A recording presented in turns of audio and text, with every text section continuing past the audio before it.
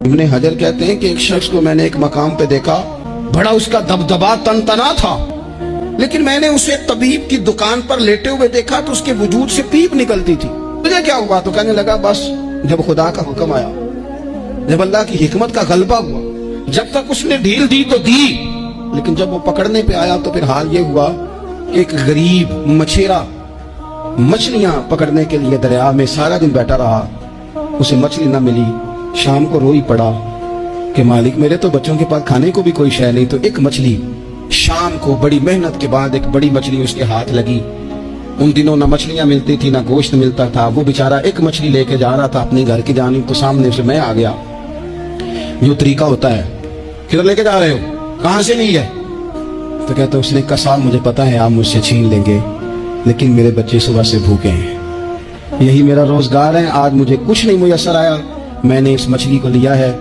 مجھے تو بیچنے کو بھی کچھ نہیں ملا، پتہ نہیں مجھے پکانی کس طرح ہے، تو یہ ایک مچھلی میرے بچوں کی خوراک بنے گی، کل لوٹ لینا، پرسوں لوٹ لینا، تمہارا تو کام ہی لوٹنا ہے، چلو کچھ دن کے لیے ہاتھ روک لو۔ کہتے ہیں اس نے جب یہ کہا تو میں نے ایک تھپڑ مارا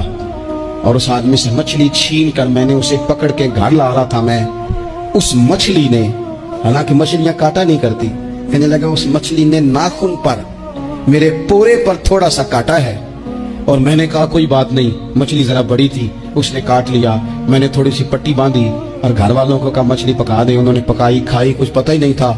2-4 دن گزرے ہیں تو زخم آگے بڑھنے لگا ہے، طبیب کو دکھایا ہے تو اس نے کہا یہ تو انگلی کاٹنی پڑے گی۔ کہتے وہ انگلی کٹوائی، 1 ہفتہ نہیں گزرا تھا کہ زخم آگے بڑھا، تو پھر وہ ہاتھ کی طرف بڑھا تو میں نے جا کے دکھایا تو اس نے کہا ہاتھ بھی کاٹنا پڑے گا، سارا بازو کٹوا چکا ہوں، رات کو نیند نہیں آتی، ایک لقمہ پیٹ میں نہیں گزرتا، میرے بچے، میرے بھتیجے، میرے بھائی، میرے عزیز گلی گلی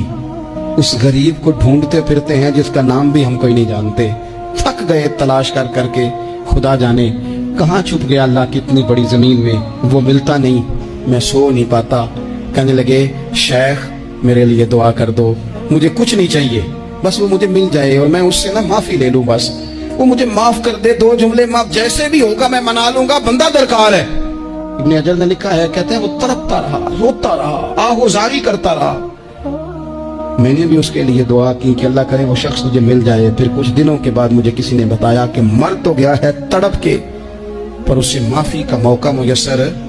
نہیں آیا۔